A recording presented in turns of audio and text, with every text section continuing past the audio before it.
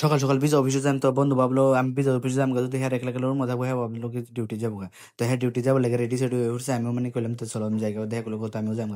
তো ফাইনালি যে আমি ভিজা অফিসে আয়া পড়লাম, কারণ ভিডিও করতেছি না, ভিজা অফিসে আয়া হেরে আমি বইলাম, বই ওরা দেখাইতেছি সুন্দর একটা ভিউ। তো এই মানুষটা আমরা লগে যাবো আর চাচা যাবো, এলো চাচার বন্ধু। তো আমরা ভাবলাম তিনজন যদি যাই তো ওটা লাগাইলে এনে বহু ধার্মিক পার্থমিক কই এটা তো বুঝতে পারছি না, আমার জন্য বিশেষ করে বোঝানো হতো না। তা আমি বসছি এনে আমি কি ডকুমেন্টস জমা দিলাম, আমি ভাবলাম ডকুমেন্টস জমাই দিলে এনে আমি ডকুমেন্ট জমা দিয়েছি, চাচা জমা দিয়েছি, কিন্তু এই মানুষটার একটা ডকুমেন্টস কম দিকে যাচ্ছে না।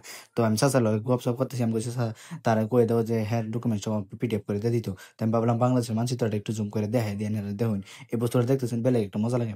তাই আমি ভাবলাম যে কাকারে কইলাম যে কাকারে মেরম কথা, তার লোক আলাপ করে পিডিএফটা লইলো ডকুমেন্টস। মানুষটা যদি বেশি জোরজবস্তি করতেছেন যাইবার লাগে আমরা লগে 15 দিন লাগবো, যদি ভিসা আইতে তো আমরা লগে অ্যাপ্লাই করে দেবো। তো কাকার আমি কইছি পরে কাকাই যে কোনো আলাপ লাগাই দিছে গেরে, মানে কি পিডিএফটা দিবার লাগে ব্যাংকের ম্যানেজার পাসবুকটা আপডেট করে দিব আর কি পিডিএফ পাঠাই দিব। তো এই যে বস্তুটা আমরা লই যাই, তো আমরা তিনজনই যাই, যদি একজন না যেতে তার সমস্যা দেখা যায়, আর যদি আজকে না হয় তো কালকে আমার লাগবো।